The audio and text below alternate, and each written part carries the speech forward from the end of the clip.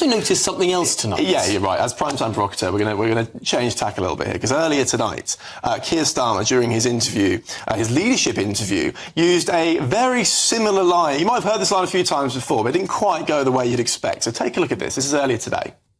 When I grew up, my dad was a toolmaker. He worked in a factory. It's true. My mum was a nurse, and actually we couldn't make ends meet.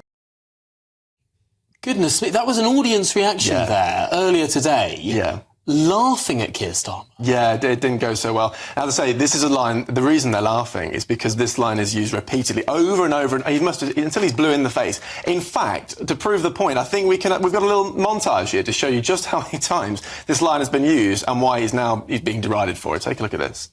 My dad was a toolmaker. My dad was a toolmaker. He was skilled as a toolmaker, highly skilled. And your dad, I think it's right to say, was a toolmaker? He was a toolmaker, yeah. Dad was a toolmaker. My dad was a toolmaker. My dad, he was a toolmaker. My dad was a toolmaker. My dad was a toolmaker. Dad was a toolmaker. Mum was a nurse. Adam, was Keir Starmer's dad a toolmaker?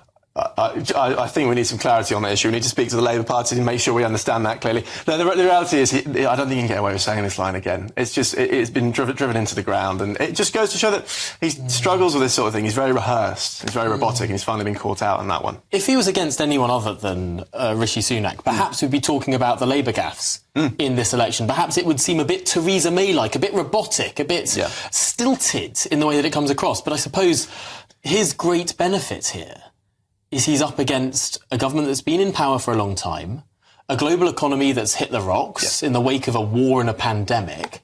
I mean, he's a very, very lucky campaigner. He's a lucky leader of the opposition. Yeah.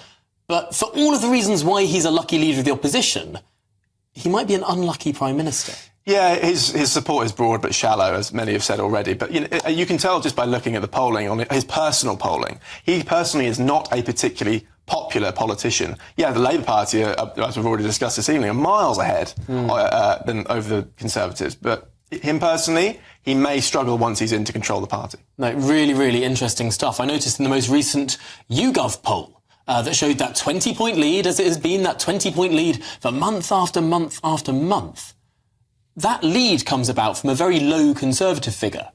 Keir Starmer's actually getting a lower share of the vote currently in that latest YouGov poll. Lower than Boris Johnson got in 2019 for the Conservatives. Interesting stuff. Well, thank you, Adam Cherry, for bringing us all of that.